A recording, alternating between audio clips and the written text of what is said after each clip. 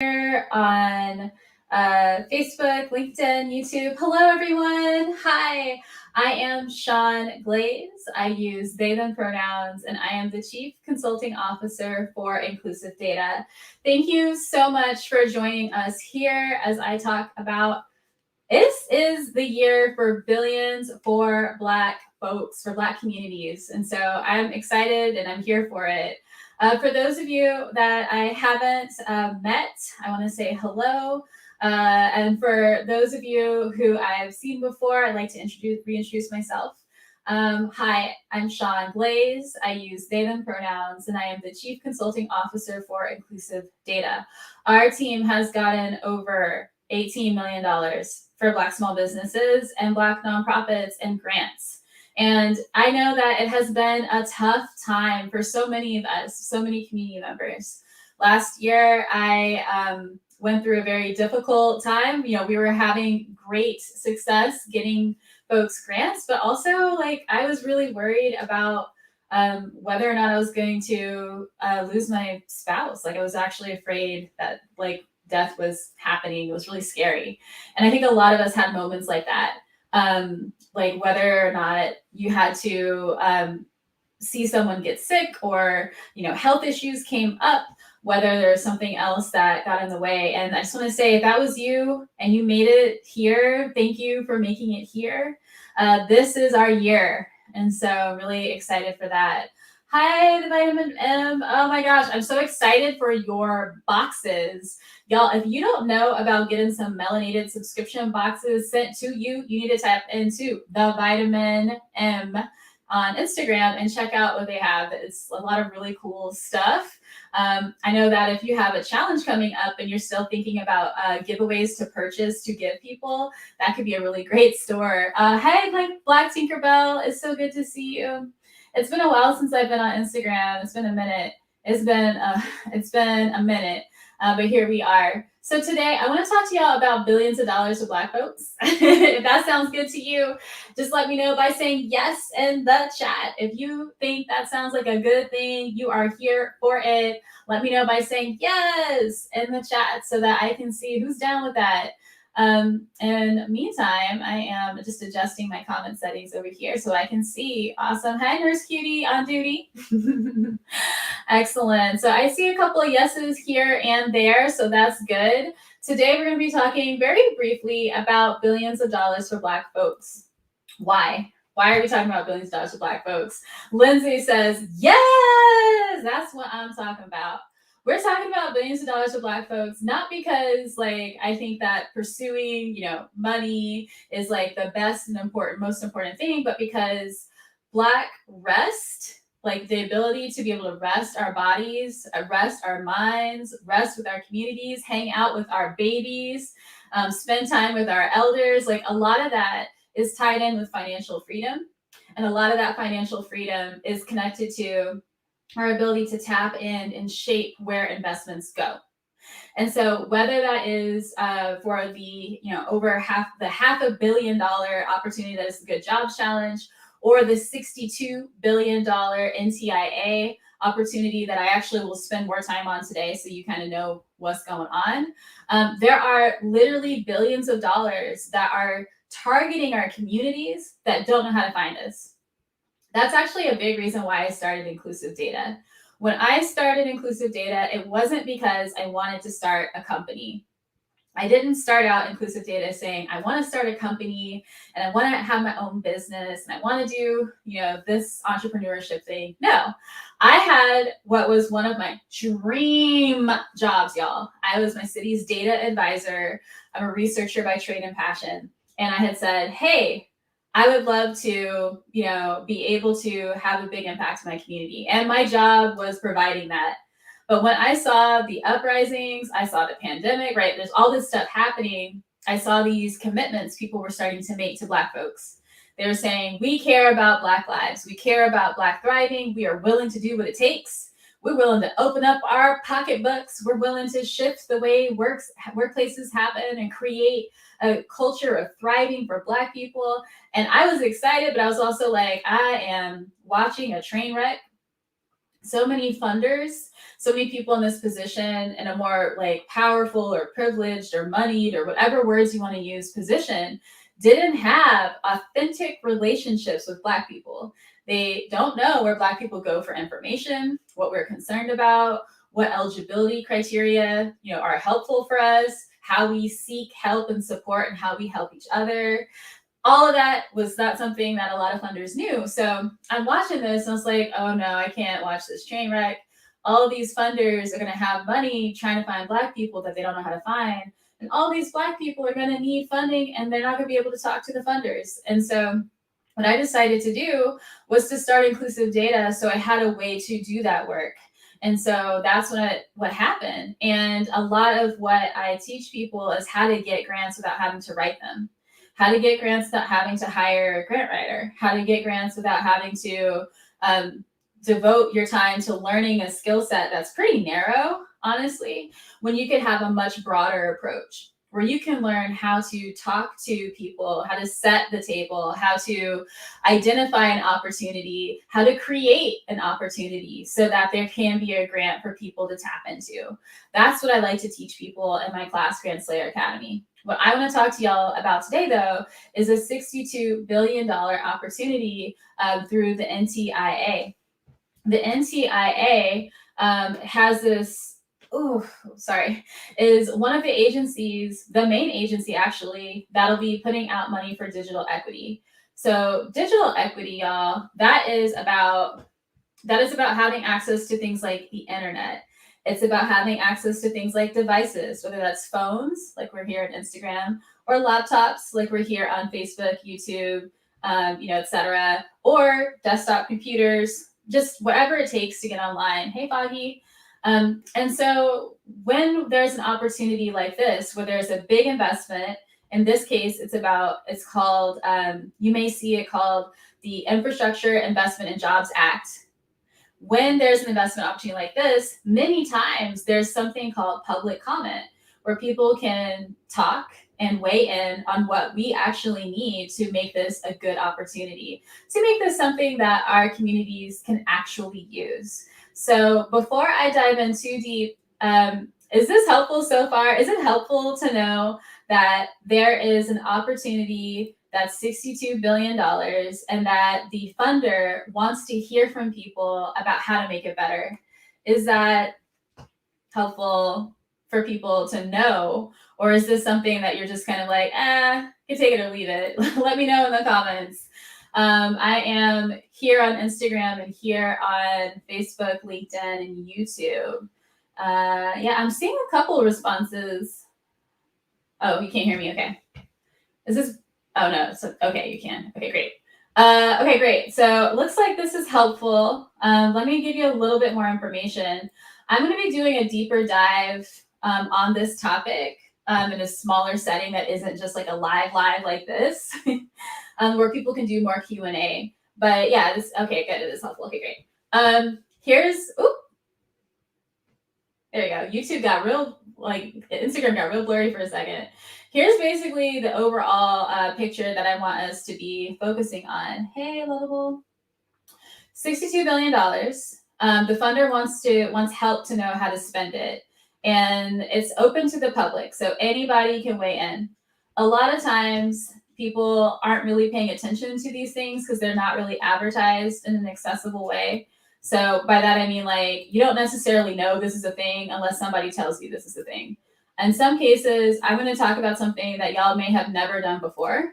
Y'all may never have participated in public comment, but it's not difficult necessarily. Let's go ahead and talk about the main things. So what's happening right now in the United States is the government is saying hey, we have to find some kind of way to produce affordable internet, reliable internet, high-speed internet. We haven't been serving people the ways that we're supposed to. And wow, COVID has really showed so many people that without the internet, it's very hard to get great opportunities. Even now, I'm about to tell you how you can help shift $62 billion of investments, into Black communities, and you're able to learn about it because we're online, because we have the ability to I have a good enough connection to where I can send this video out and it's not too choppy, right? I have the ability to send out my voice and it's clear enough for you to be able to listen, right? And in order to have a life, like you were saying, Xavier, like you really do need the internet. And this investment would allow for changes in that. They're targeting what some people call the digital divide. It's like the difference between people who have great internet and those who don't. Generally speaking, Black and brown communities, definitely in lower income areas, definitely some rural areas, some unincorporated urban areas, there's all these different communities. But when we look at the data, anytime they have like race as a component, we know that Black folks and Indigenous folks, we are often like at the very, very bottom, like consistently. So when there are investments like this, and when we want to prioritize equity and justice, we need to prioritize things that are actually going to help Black folks, right? And there's an acknowledgement of that. We know that a lot of times these kinds of investments happen because there's a reason, some shakes people up and says, hey, we need to move dollars. And in some instances, it's the pandemic and the uprisings that give birth to these beautiful opportunities for the public to say, yes, now's the time. What I'm going to talk to y'all about today is that this is one of those opportunities, and that between now and February 4th, I will be hosting many free workshops on this opportunity where people can learn more about it. Overall, big picture. One thing I want you to know is that the issue about who has access to the internet or who doesn't isn't new. We all know that, right? And that there are public programs that exist, money that's been set aside to help people get devices, to help people get the internet, like to help people get online, and to help people have the skills they need to do those things. Because if I handed you like a device, like a, I don't know, smart screen, smartphone from like the year 2050 and said, here, use it, you would need training, right? It's the same kind of thing. Like if you get someone like a smartphone now who hasn't used it, or a laptop now who hasn't used it, or try to get people to do a video conference that's never used one of these cameras before, they're not going to be as successful. So people need skills training in order to make good use of this internet. A lot of y'all know that already. I know, I'm sorry if that's repetitive. Here's what the situation is. So they put out what's called a call for public comment. And they have said, hey, we want to know like what you community folks think. One of the questions they say is like, what is like the most important thing that like this funder could do to make sure that the funds reach the people who actually need it? They need our help as community members who have relationships, authentic relationships with folks who are disconnected so that they can do a good job. I see you, Tales of a Black Woman. Okay, so let me pause for a second here and make sure y'all all following me before I go on and like really break down some of this information. If you are following me, if this makes sense, if you are following me about like, hey, let's talk to this funder who said they want help spending their $62 billion for Black community members, right? Let's help this funder. If this sounds like something you want to learn a little bit more on how to do on this live, let me know. And then, like I said, I'll be doing like more intimate, like free webinars where y'all will get to learn how to do this stuff again. Okay, so thumbs up. Thank you so much. I love a good call and response. I love that. Okay, cool. So that looks good. How are we doing over there, Facebook? We okay to keep going? I see you, YouTube. Let me know. LinkedIn. Awesome. All right, let's go ahead and keep going for a little bit. So this opportunity is, there we go. Hey, Richard. Love it. Love to see you, Richard Johnson. Yes, says the vitamin M. Okay, wonderful. So there are huge disparities between people who have and who don't have, right? There are a couple of key questions that I want to pull out for y'all. One of the key questions they want to know is how they can make sure that these programs, these internet expansion programs, meet their goals. Their goals are to increase access to internet, to increase adoption. So not only do people have the ability to access it, they use it. To increase affordability, people can afford to pay and keep paying for internet service that they're paying for. To increase digital equity, so people have everything they need to thrive online. So have, really great remote jobs, for example, or remote learning, or anything else they want to do. Get accurate information about their lives, their bodies, their health, etc. And then digital inclusion, that is like really like a sense of belonging that we're able to create online. So those are the goals. And we know that there's different cities where there's disparities. There's a tool called the National Equity Atlas, which talks about gaps and things like income and race and just a variety of different things. If you haven't checked that out, I highly encourage you to make a priority to spend like 5 minutes today looking at the National Equity Atlas and taking a peek and seeing what that might mean for your community. We know that the data that is going to be collected by this funder as they roll out grants on internet access and devices and skills training and workforce development, like all this stuff, we know that that money needs to include finding out about the race of the people who are helped by these dollars. We don't want to create a situation where we're pushed through $62 billion and we can't even say who got it, and like what communities they're part of. So we want to disaggregate by race, ethnicity, language. Like 10% of immigrants, refugees, etc., like are Black. We want to know about language access in the Black community. We want to know things that are going to help us understand barriers that people might face. Like, in some cases, people roll out programs like this and they don't help families because like they haven't looked at things like gender and family size. They haven't looked at things that are really going to help people have what they need. So we need them to be collecting things like that, and disability status. So we know that people with disabilities, Black folks with disabilities need internet too, right? So we need to be asking and pushing and advocating. Someone says, hey, Charlotte, what was the atlas called? The atlas is called the National Equity Atlas. So definitely check that out. We need to make sure that we are able to know who's getting the $62 billion that we're pushing for these changes for. So that's the first thing. Of course, we're going to be interested in geography. Where are people located? Are we helping our folks in the urban, unincorporated counties? Are we helping our Black folks that are in rural areas? Like, we need to make sure that we are reaching all of our Black community. And so this particular opportunity needs to step up and show up for Black folks. And we need to say that with like our full chest, as they say where I'm from.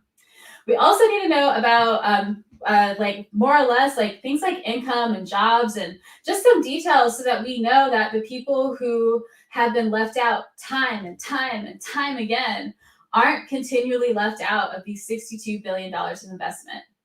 The other thing that we're going to be really talking more about in this like more detailed webinar are things like, what does stakeholder input look like? Listen, when people say stakeholder input, they're really just like the people who are going to be affected by this should probably have some type of say in terms of where these dollars go. People who are most impacted, who are closest to the issues and therefore closest to the solution, should be able to influence where these dollars go and how success is measured. And so a lot of times when people talk about stakeholder input, they're thinking like, oh, like let's work with trusted messengers, and oh, let's create like conversations and really think about like how to bring people in.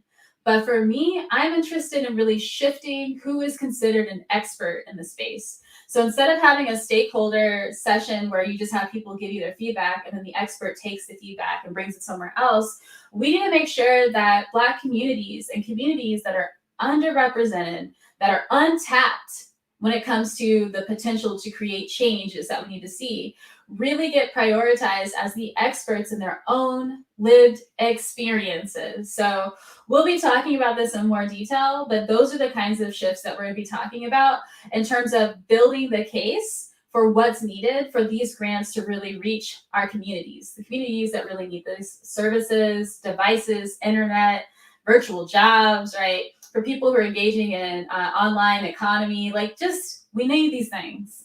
And then the last thing I'll talk about today before I start to wrap up, hi, Born to Play family, is that we need to be really thinking about structures and systems.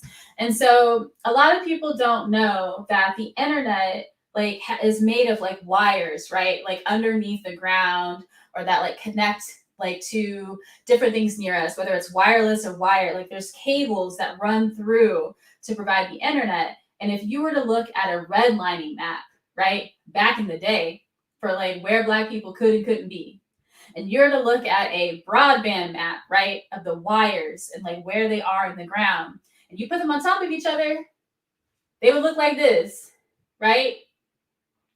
They would look like the same kind of thing because it's the same kind of thing.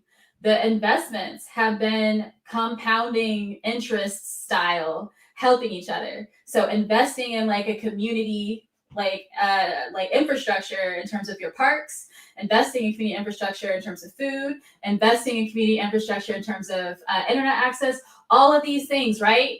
All of these things are one on top of the other, identical. That's what I'm saying, Xavier. Very close to identical. And so when we think about that, we don't need like a new study necessarily to say, well, gee, where do people need access, y'all? It's like, no, this is kind of an overstudied problem. So we have the chance now to take it to the next level to talk about what we're going to do about it. So when we meet and we talk this week in these workshops that I'm having about free workshops about mobilizing for this particular opportunity to shape $62 billion worth of investments so that Black folks have what we need to thrive.